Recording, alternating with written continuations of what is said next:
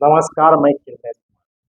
जदयू के राष्ट्रीय अध्यक्ष और बिहार के मुख्यमंत्री नीतीश कुमार पूरी तरह इस बार दबाव में है। कहा जाता है नीतीश कुमार दबाव की राजनीति नहीं करते हैं, लेकिन 2025 के बिहार विधानसभा चुनाव से पहले नीतीश कुमार भारी दबाव में है। कहा जा रहा है भारतीय जनता पार्टी भी नीतीश कुमार को सल्टियाने में लगी है। इसीलिए नीतीश कुमार फिर से वापसी करने के लिए ताबड़तोड़ फैसले ले रहे हैं और सरकार के खजाने खोल दिए हैं। और जिस तरह नीतीश कुमार ने खजाना खोला है और नई नई घोषणाएं कर रहा है, इस पर बिहार आर्थिक बोझ भर भी पड़ेगा, लेकिन इससे चुनाव में वोट भी मिलेंगे पक्ष में। यूं कहा जाए नीतीश कुमार ने वोट खरीदने की पूरी व्यवस्था कर ली है। सबसे पहले नीतीश कुमार के 23 वर्षों के कार्यकाल में नीतीश कुमार ने पहली बार सामाजिक सुरक्षा पेंशन योजना बढ़ाने का काम किया है। पहले 200 रुपये सामाजिक सुरक्षा पेंशन योजना मिलती थी, वह 2014 में जीतन मांझी की सरकार ने 200 से बढ़ा के 400 किया है। अब नीतीश कुमार ने 18वीं बिहार विधानसभा चुनाव से पहले 400 से बढ़ाकर सीधे 1100 रुपया प्रति महीना कर दिया और इसी जून महीना से हो गया। इसी तरह जीविका कर्मियों के मानदेय में वृद्धि की गई है। ग्राम पंचायत में मुखिया को लूट की छूट दे दी गई है। मनरेगा में जहां 5 लाख तक की योजना ही ग्राम पंचायत पास कर सकती थी, अब उसे 10 लाख तक की योजना का क्रियान्वित करने की छूट दे दी गई है। यानी मनरेगा में मुखिया को लूट की छूट है। मनरेगा में मुखिया, पीआरएस और प्रोग्राम पदाधिकारी मिलकर लूट रहे। पूरे बिहार में मनरेगा में लूट है। मशीन से काम हो रहा है, मजदूरों के खाते में पैसे जाते हैं, लेकिन 400 से 500 रुपया दे दिया जाता, पूरा लूट मचाया हुआ। इस लूट की छूट मुखिया को मुख्यमंत्री ने दे दिया है।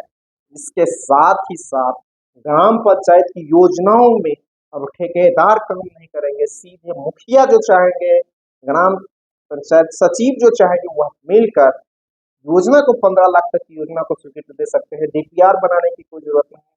यानी ग्राम पंचायत की योजनाओं में लूट की छूट प्रखंड पंचायती राज पदाधिकारी के पंचायत सेवक और मुखिया को दे दी है। इसके अलावा और छात्रवृत्ति की राशि मुख्यमंत्री नीतीश कुमार बढ़ाने जा रहा है और कई घोषणाएं होने वाली है। छात्रवृत्ति की राशि भी दोगुनी होगी। आशा कार्यकर्ताओं का मानदेय बढ़ेगा। आंगनबाड़ी सेविका सहायिका का मानदेय बढ़ेगा, जो एकदम लिस्ट है, पूरे लिस्ट एक 25 जुलाई तक जब बिहार विधानसभा का मानसून सत्र 21 से 25 जुलाई तक चल रहा है, तब तक नीतीश कुमार कई बड़े ऐलान करेंगे और सरकार का खजाना भी खोल दिए हैं। यही नीतीश कुमार जब बिहार को लेकर आरोप राजद सुप्रीमो लालू प्रसाद यादव को जो लगाते हैं, तो वही काम नीतीश कुमार खुद कर रहे हैं। सबसे ज्यादा सुजातीय पदाधिकारियों को जिले में पोस्टिंग किए हैं, हर जगह आप खजाना खोल रहे। यूं कहिए कि सरकारी खजाने से नीतीश कुमार ने वोट खरीदने की व्यवस्था कर ली है। चाहे 1,09,00,000 पेंशनधारी है, वह वोट है। फिर छात्रवृत्ति की राशि जाएगी, वह 1 करोड़ बच्चों के खाते में जाएंगे। उसके बाद 94 लाख परिवार जो गरीबी रेखा से नीचे है, उसको 2-2 लाख रुपए देने की योजना है।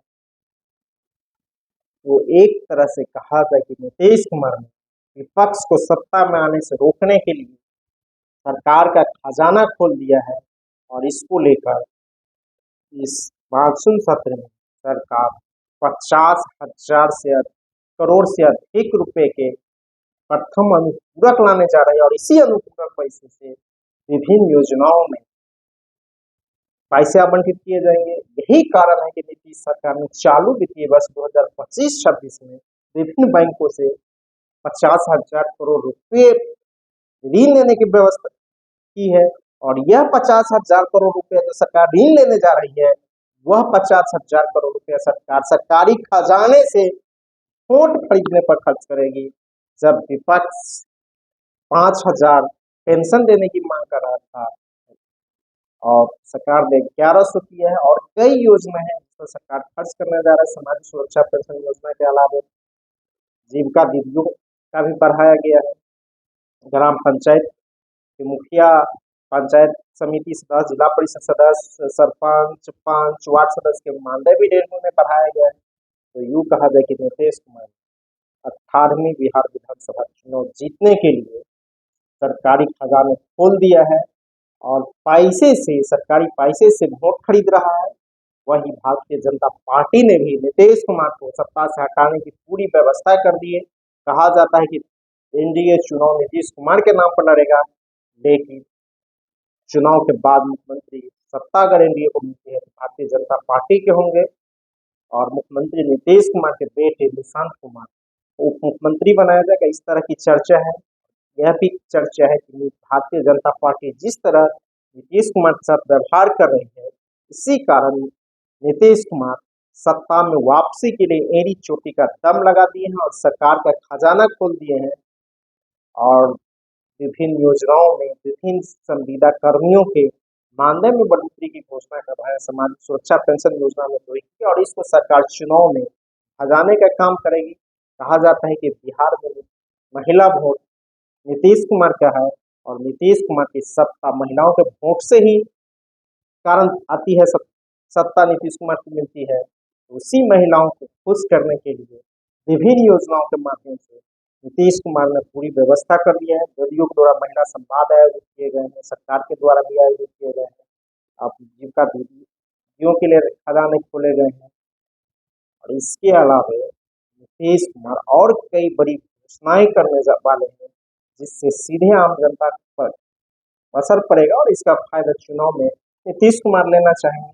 लेकिन कहा जाता है कि बिहार का चुनाव पूरी तरह जातीय आधार पर होगा। जिस तरह जातीय गोलबंदी होगी वही चुनाव प्रभावित करेगा।